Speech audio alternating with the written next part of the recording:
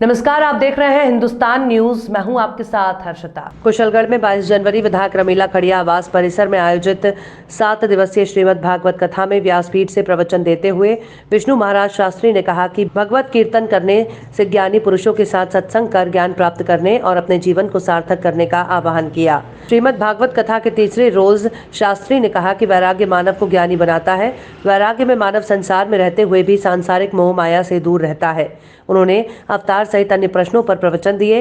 पंडाल में उपस्थित सैकड़ों श्रद्धालुओं ने भाव विभोर होकर नाचने लगे। शास्त्री ने कहा कि जीवन में सत्संग और शास्त्रों में बताए आदर्शों का श्रवण करने का आह्वान करते हुए कहा कि सत्संग में वो शक्ति है जो व्यक्ति के जीवन को बदल देती है, और कहा कि व्यक्तियों को अपने जीवन में क्रोध, लोभ, मोह, हिंसा, संग्रह आदि का त्याग कर विवेक के साथ श्रेष्ठ कर्म करना चाहिए। व्यासपीठ से विष्णु शास्त्री ने कहा कि भागवत कथा के दौरान कपिल चरित्र, सती, ध्रुव चरित्र, भरत चरित्र, नरसिंह अवतार आदि प्रसंगों पर प्रवचन करते हुए कहा कि भगवान के नाम मात्र से ही व्यक्ति भाव सागर से पार उतर जाता है। उन्होंने भगवंत कीर्तन करने, ज्ञानी पुरुषों के साथ सत्संग कर ज्ञान प्राप्त करने और अपने जीवन को सार्थक करने का आह्वान किया।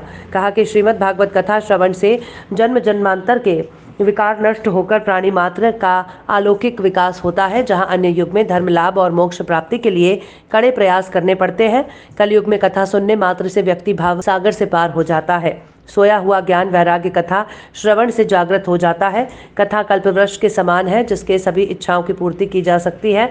भागवत पुराण हिंदुओं के 18 पुराणों में से एक है।